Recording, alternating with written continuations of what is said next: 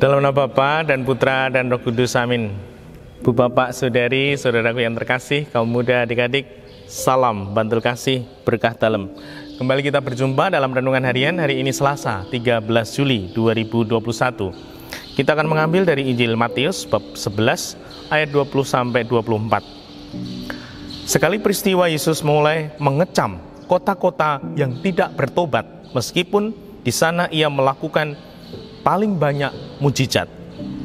Ia berkata, "Celakalah engkau Korazim, celakalah engkau Betsaida, karena jika di Tirus dan Sidon terjadi mujizat-mujizat yang telah kulakukan di tengah-tengahmu, pasti sudah lama mereka bertobat dan bergabung.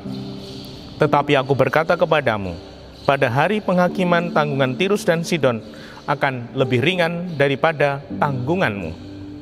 Dan engkau Kafarnaum, apakah engkau akan dinaikkan sampai ke langit? Tidak. Engkau akan diturunkan sampai ke dunia orang mati. Karena jika di Sodom terjadi mujizat-mujizat yang telah terjadi di tengah-tengahmu, kota itu tentu masih berdiri sampai hari ini. Maka aku berkata kepadamu, pada hari penghakiman, tanggungan negeri Sodom akan lebih ringan daripada tanggunganmu." Demikianlah Injil Tuhan. Terpujilah Kristus. Bu Bapak, Saudari, Saudaraku yang terkasih, Tuhan bisa marah. Saya kutipkan. Sekali peristiwa, Yesus mulai mengecam kota-kota yang tidak bertobat, meskipun di sana ia melakukan paling banyak mujizat. Tuhan mengecam. Tuhan marah pada orang-orang yang tidak mau bertobat, tidak mau berubah. Padahal di sini dikatakan, di sana ia melakukan paling banyak mujizat. Kita semua tanpa kecuali sudah menerima berkat yang banyak. Kita boleh merenung, berefleksi, bertanya pada diri kita sendiri, apakah aku mau selalu bertobat? Apakah aku mau selalu berubah agar hidupku makin hari makin baik seperti apa yang menjadi kehendak Tuhan? Dan ternyata itu tidak semudah yang dikatakan.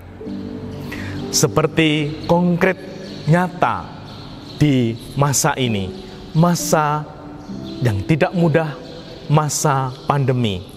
Dan hari-hari ini kita menjalani sebagai bangsa, terutama di Jawa dan juga Bali, PPKM diberlakukan supaya kita semua bisa mengurangi penyebaran kasus COVID yang begitu cepat.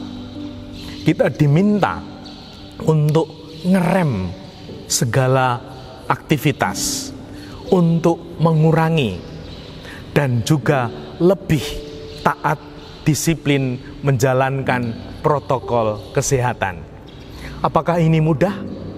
Ternyata tidak semudah yang dikatakan. Kemarin ada kasus yang nyata.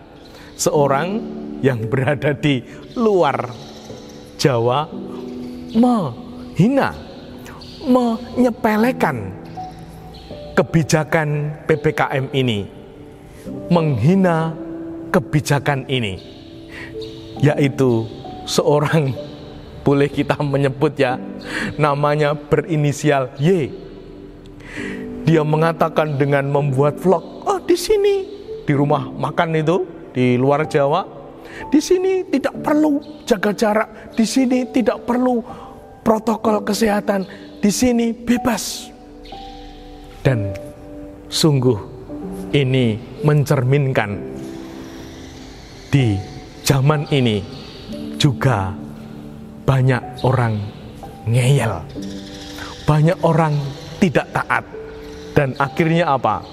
Di daerah itu akhirnya diberlakukan PPKM darurat sebenarnya hanya untuk Jawa dan Bali. Beberapa daerah di situ yaitu Sumatera, ada 4 wilayah di situ diberlakukan. Ini menjadi renungan untuk kita masing-masing.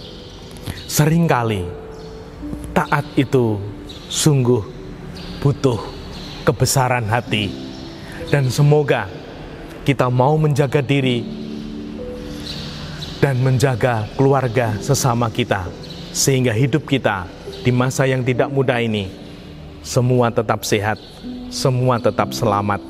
Semakin banyak penyebaran COVID, semoga kita salah satu pribadi yang taat. Dimuliakanlah Tuhan kini dan sepanjang masa. Salam bantul kasih, berkah dalam nama Bapa, Putra, dan Roh Kudus. Amin.